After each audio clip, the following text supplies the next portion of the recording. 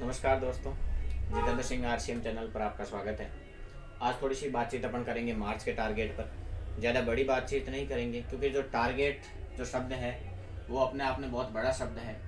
किसी भी व्यक्ति को जो गोल अचीवमेंट करना होता है कि मुझे इस बिज़नेस में किस तरीके से सफल होना है, मुझे इस बिज़नेस में किस तरीके से काम करना है, ये जो सारी चीज़ें हैं वो टारगेट बेस आती है। क्योंकि हमारी कंपनी में हम जो लोगों को देते हैं सबसे पहले तो प्रोडक्ट देने के बाद छोटी बड़ी हमारी जो टीम बन जाती है उससे हमें मार्च में काम करवाना है। यहाँ मैं आपको बताऊंगा कि उनसे काम कैसे करवाना है, अपने टारगेट को अचीव करना है और लोगों के टारगेट को भी, जो हमारी टीम में शामिल साथी लोग हैं उनका भी हमें टारगेट अचीवमेंट करवाना है।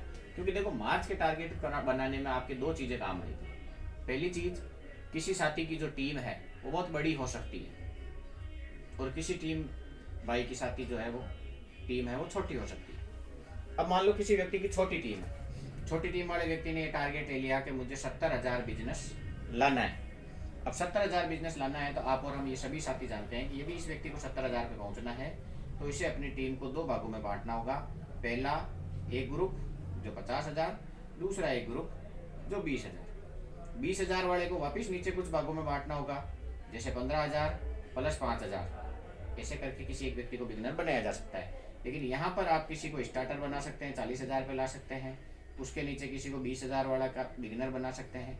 ऐसे करके ये आपको छोटी टीम के टारगेट जो हैं, लोगों में टारगेट विभाजन करते हुए छोटे छोटे काम करके हम अपना जो ओपनर लेवल है उसे हम ला सकते हैं। और ये जैसे ही लेवल आएगा, हम सब जानते हैं कि इसमें कंपनी के टर्नओवर का हिस्सा मिलता है। अब होता क्या है सर? होता ये है कि हमारी जो टीम है वो छोटी है। अब छोटी टीम में हमें कौन कौन से काम करने हैं, क्योंकि सबसे बड़ी चीज है कि व्यक्ति करना तो चाहता है लेकिन करे क्या ये किसी को पता नहीं है। कई बार ऐसा हो जाता है कि हम करना तो चाहते हैं लेकिन करे क्या है ये जिस व्यक्ति को पता नहीं है, उसकी टीम इसीलिए तो छोटी है सर। एजुकेशन बेस्ड सिस्टम है, इस बिजनेस में जोड़ना जुड़ाना नहीं है सर, सीखना सिखाना है।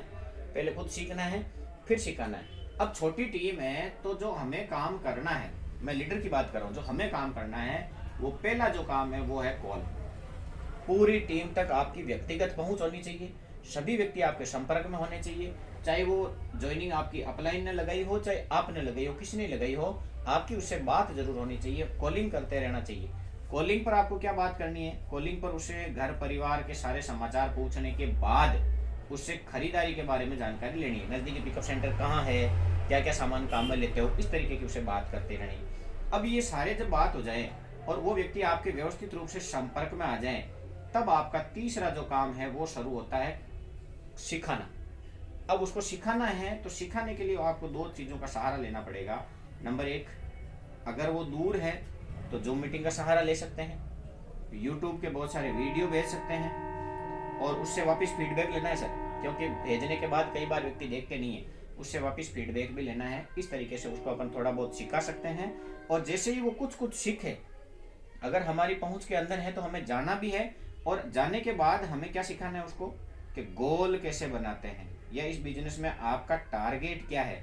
कोई स्वास्थ्य को लेकर आएगा, बहुत सारे पैसे को लेकर आते हैं, बहुत सारी सुरक्षा को समझ कर आते हैं, उसके टारगेट भी तय करने हैं। अब जब गोल और टारगेट तय हो जाएं, उसके बाद उस व्यक्ति से, यही व्यक्ति गलती करता है सर, मैं जानता हूँ आप सभी साथी जो देख रहे हैं निश्चित तौर से अभी इस बात को रियलाइज करेंगे कि ऐसा वास्तव में हो रहा है। जिस व्यक्ति को, मान लो किसी आप राम नाम के व्यक्ति के पास गए, अब आपको कुछ नहीं करना, ये सारी चीज़ों के बाद उस राम नाम व्यक्ति से 10 तक गिनती लिखना नहीं सर। पहला काम उसे ये करवाना है कि ये जो 10 साथी हैं, इन 10 साथियों को वो नाम लिखेगा कि मैं इन को प्लान बताऊंगा।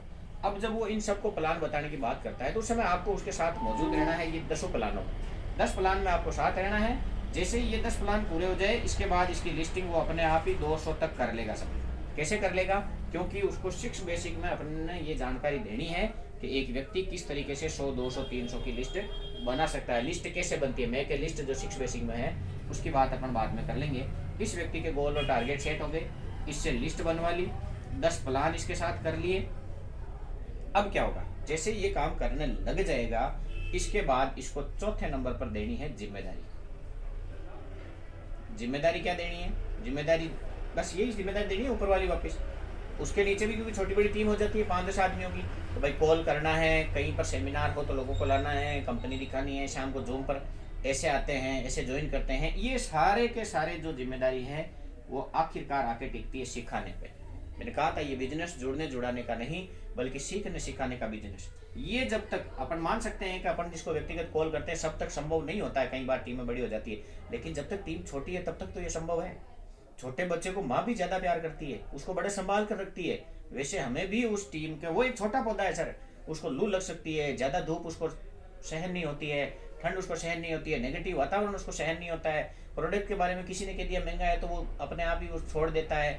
ऐसी जो सरल सरल गलतियां हम जो कर जाते हैं, जानकारी के अभाव में वो तेल लेना छोड़ देता है, जानकारी के अभाव में उसको प्रोडक्ट महंगा लगता है, जानकारी के अभाव में वो इस बिजनेस को जुड़ने जुड़ाने का बिजनेस मान लेता है, जानकारी के अभाव में वो ये समझ नहीं पाता है कि कितनी बड़ी अपॉर्चुनिटी वो छोड़ रहा है। तो ये सारी चीजें उसको समझा के छोटे बच्चे की तरह उसको पाल के एक जिम्मेदार लीडर बनाना है। और सबसे बड़ी जो चीज है इसमें वो है कॉलिंग करना। और उस व्यक्ति जब तक वो जिम्मेदारी लेने के लायक बने तब तक उसको सेमिनार भी दिखाना है, जूम पर भी लाना है, इस तरीके से हमें उस व्यक्ति का टारगेट पूरा करवाना है। ये काम होता है खुद का। दूसरा, यदि किसी की बड़ी टीम है, यहां मैं 2 ही पॉइंट लिखूंगा सर और वेरी इंपॉर्टेंट पॉइंट रहेंगे, ध्यान से देखना। अगर किसी की बड़ी टीम है तो उसको 2 व्यक्तियों की तलाश करनी है, एक सेलर और एक नेटवर्कर। समझ रहे हैं सर आप? क्योंकि यहां हमने जो छोटी छोटी टीम बनाई है, इन छोटी छोटी टीमों में जो जिम्मेदारी लेने वाले व्यक्ति है वही आगे जाकर नेटवर्कर बन रहा है सर। अब हमें क्या ढूंढना है? हमें ढूंढना है सेलर कि व्यक्ति सेल कौन कर सकता है, सेल में माहिर कौन है, 5000 पीवी, 10,000 पीवी, 50,000 पीवी, 1,00,000 पीवी कौन कर सकता है। यदि ऐसा कोई व्यक्ति मिल जाता है उसको अपने को व्यक्तिगत डायरेक्ट टच में लेना है। दूसरा, ये जिन लोगों को जिम्मेदारी दे रहे हैं वो धीरे धीरे नेटवर्क में कन्वर्ट हो जाएंगे। और जैसे ही नेटवर्क बनेगा, नेटवर्कर का एक ही तो काम है, अपनी टीम को संभालना, यानी कि टीम की खरीदारी करवाना। और फिर उस खरीदारी को अपन धीरे धीरे धीरे धीरे कुछ लोगों में बांट देंगे कि मेरी राम व्यक्ति है, ये 50 लोगों की देखरेख आप करोगे, ये श्याम है 10 लोगों की आप करोगे, 20 की आप करोगे। इस तरीके से काम डिवाइडेशन होगा, तब तो संभलेगी बड़ी टीम। और यदि छोटी टीम है तो सबसे पहले तो हमें खुद को जिम्मेदारी लेनी है और उस टीम को चलाने पर हमारा खुद का रोल रहता है। क्योंकि यहाँ पर जो है वो एक्टिव आपको खुद को रहना है, ज्यादा से ज्यादा लगना चाहिए कि मेरी अपलाइन है वो वास्तव में इफेक्टिव, ग्रोइंग। और लगना क्या चाहिए सर? करना भी चाहिए, काम करेंगे अपन। तो यहाँ एक्टिव खुद को रहना है। और बड़ी टीमों में एक टीम वर्क हो जाता है, फिर उसमें स्वयं के साथ साथ कुछ लोगों की हिस्सेदारियां भी आ जाती है, काम बंट जाते हैं, जिम्मेदारियां बढ़ जाती है। टीम बड़े क्षेत्र में होती है तो अलग अलग जगह की अलग अलग प्रोग्रामिंग होने लग जाती है। तो ये जो गोल सेट है इसको प्राप्त करने के लिए अब वापिस आ जाता हूँ मैं मार्च वाले टॉपिक पर कि ये टीमों को कैसे संभालना है। ये बात मैंने आपको बताई। अब मैं आपको बात बता देता हूँ कि मार्च में अपना टारगेट हुआ है वो कैसे पूरा होगा। टारगेट पूरे करने के 2 तरीके हैं सर। नंबर 1, भाई आपके पास एक गाय है, 5 किलो दूध देती है। अब आपको 20 किलो दूध चाहिए तो क्या 4 बार बाल्टी लेके जाओगे एक दिन में? 4 बार जाओगे तो भी वो दूध तो देगी नहीं। अब कोई व्यक्ति खरीदार आपकी टीम में 2-2 हजार के, मान लो 10 खरीदार है तो 20,000 ही है ना बिजनेस। या तो उस 2,000 व्यक्ति को दुगुनी खरीदारी करो। दुगुनी खरीदारी की यदि अपन बात कर रहे हैं तो निश्चित तौर से ये फंडा ही गलत हो जाता है। एक बार खरीद लेगा वो 5 की जगह 10 का, अगली बार कहाँ जाएगा? बहुत सारे साथी ये बताते हैं कि डबल खरीदारी करवो, इस बार 1500 वालों को 2500 करवो, 5000 करवो, लेकिन वो उसको मेंटेन नहीं कर पाएगा सर, उसके औकात से बाहर हो जाएगा वो काम। अपने को क्या करना है? अपने को सबसे पहले तो है ज्वाइनिंग, यानी कि ज्वाइनिंग पर फोकस करना है। जैसे ही ज्वाइनिंग आए उस व्यक्ति को आप चाहे जिसमें 1500 वाले में, 2500 वाले में, और योग्यता है तो 5000 वाले में शामिल करवा सकते हैं। तो टारगेट पूरा करने के लिए पहली चीज तो है ज्वाइनिंग। दूसरी चीज है सेल।